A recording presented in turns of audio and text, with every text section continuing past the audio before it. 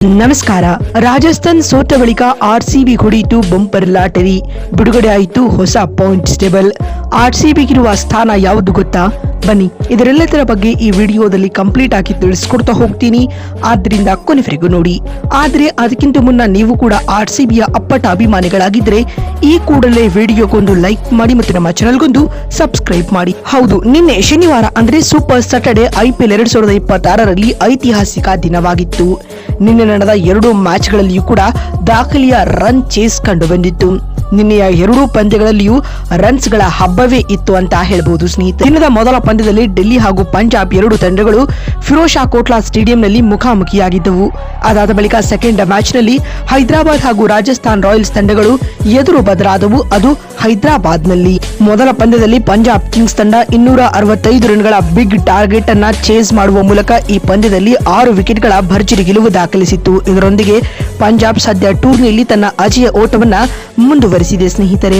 ಇನ್ನು second match ನಲ್ಲಿ ಹೈದರಾಬಾದ್ ತಂಡ ಕೂಡ ಅದೇ ರೀತಿಯ ಅದ್ಭುತ ಪ್ರದರ್ಶನ ತೋರುವ ಮೂಲಕವಾಗಿ RR ವಿರುದ್ಧದ ಪಂದ್ಯದಲ್ಲಿ 229 ರನ್ಗಳ ಟಾರ್ಗೆಟ್ ಅನ್ನ ಕೇವಲ 5 ವಿಕೆಟ್ ಕಳೆದುಕೊಂಡು ಚೇಸ್ ಮಾಡುವುದರೊಂದಿಗೆ ಈ ಪಂದ್ಯದಲ್ಲಿ 5 ವಿಕೆಟ್ಗಳ ಭರ್ಜರಿ ಗೆಲುವು ದಾಖಲಿಸಿದೆ ಸ್ನೇಹಿತರೆ. ಇದರೊಂದಿಗೆ ಹೈದರಾಬಾದ್ ತಂಡಕ್ಕೆ ಟೂರ್ನಿಯಲ್ಲಿ 5ನೇ ಗೆಲುವು ಸಿಕ್ಕಂತಾಗಿದೆ ಸ್ನೇಹಿತರೆ. ಇನ್ನು ಈ ಪಂದ್ಯ RR ಸೋತ ಬಳಿಕ ಆರ್ಸಿಬಿಗಾದ ಲಾಭ ಏನು ಅಂತ ನೋಡ್ತಾ ಬರುವುದಾದ್ರೆ, RR ಈ ಪಂದ್ಯ ಸೋತಿದ್ರಿಂದಾಗಿ ಅಂಕಪಟ್ಟಿಯಲ್ಲಿ 4ನೇ ಸ್ಥಾನಕ್ಕೆ ಜಾರಿದೆ. ಇಫ್ ಇನ್ ಕೇಸ್ RR ಈ ಮ್ಯಾಚ್ ಗೆದ್ದಿದ್ರೆ ಆರ್ಸಿಬಿ ಥರ್ಡ್ ಪೊಸಿಷನ್ ಗೆ ಬರಬೇಕಾಗಿತ್ತು, RR ಸೆಕೆಂಡ್ ಪ್ಲೇಸ್ ಗೆ ಹೋಗ್ತಾ ಇತ್ತು. ಇನ್ನೀಗ 2 ಪಂದ್ಯಗಳ ಬಳಿಕ ರಿಲೀಸ್ ಆಗಿರುವ ಹೊಸ ಪಾಯಿಂಟ್ಸ್ ಟೇಬಲ್ ಯಾವ ರೀತಿಯಾಗಿದೆ ಅಂತ ನೋಡ್ತಾ ಬರುವುದಾದ್ರೆ, ಮೊದಲ ಸ್ಥಾನದಲ್ಲಿ ಪಂಜಾಬ್ ತಂಡವಿದ್ದು PBKS ಆಡಿದ 7 ಮ್ಯಾಚ್ಗಳಿಂದ 6 ಗೆಲುವು 1 ಸೋಲು ಕಂಡು 13 ಅಂಕಗಳೊಂದಿಗೆ ಅಂಕಪಟ್ಟಿಯಲ್ಲಿ ಮೊದಲ ಸ್ಥಾನದಲ್ಲಿದೆ. ಇನ್ನು 2ನೇ ಪ್ಲೇಸ್ ನಲ್ಲಿ ನಮ್ಮ ಆರ್ಸಿಬಿ ತಂಡವಿದ್ದು ಆಡಿದ 7 ಮ್ಯಾಚ್ಗಳಿಂದ 5 ಗೆಲುವು 2 ಸೋಲು ಕಂಡು 10 ಅಂಕಗಳೊಂದಿಗೆ ದ್ವಿತೀಯ ಸ್ಥಾನದಲ್ಲಿದೆ.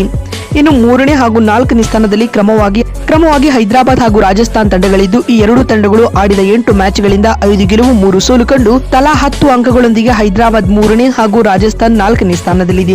ಇನ್ನು 5ನೇ, 6ನೇ ಹಾಗೂ 7ನೇ ಸ್ಥಾನದಲ್ಲಿ ಕ್ರಮವಾಗಿ ಚೆನ್ನೈ, ಡೆಲ್ಲಿ ಹಾಗೂ ಗುಜರಾತ್ ತಂಡಗಳು ಕಾಣಿಸಿಕೊಳ್ತಾ ಇದ್ದು ಈ 3 ತಂಡಗಳು ಆಡಿದ 7 ಮ್ಯಾಚ್ಗಳಿಂದ 3 ಗೆಲುವು ಪಡೆದುಕೊಂಡು 6 ಅಂಕಗಳೊಂದಿಗೆ ಕ್ರಮವಾಗಿ 5ನೇ, 6ನೇ ಹಾಗೂ 7ನೇ ಪ್ಲೇಸ್ ನಲ್ಲಿದೆ.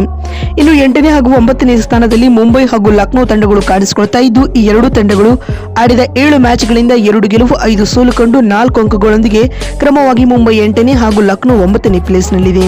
ಇನ್ನು 10ನೇ ಹಾಗೂ ಕೊನೆಯ ಸ್ಥಾನದಲ್ಲಿ ಕಲ್ಕತ್ತಾ ತಂಡವಿದ್ದು KKR ಆಡಿದ 7 ಮ್ಯಾಚ್ನಿಂದ 1 ಗೆಲುವು 1 ಡ್ರಾನೊಂದಿಗೆ 3 ಪಾಯಿಂಟ್ಸ್ ಪಡೆದುಕೊಂಡು ಅಂಕಪಟ್ಟಿಯಲ್ಲಿ ಕೊನೆಯ ಸ್ಥಾನದಲ್ಲಿದೆ. ಈ ಹಂತದಲ್ಲಿ ಟಾಪ್ 4 ಟೀಮ್ಗಳಾಗಿ ಪಂಜಾಬ್, ಆರ್ಸಿಬಿ, ಹೈದರಾಬಾದ್ ಹಾಗೂ ರಾಜಸ್ಥಾನ್ ರಾಯಲ್ಸ್ ತಂಡಗಳು ಕಾಣಿಸಿಕೊಳ್ತಾ ಇವೆ. ಮತ್ತೊಂದು ವಿಡಿಯೋದಲ್ಲಿ ಸಿಗ್ತೀನಿ. ಅಲ್ಲಿವರೆಗೆ ನಮಸ್ಕಾರ, ಧನ್ಯವಾದಗಳು.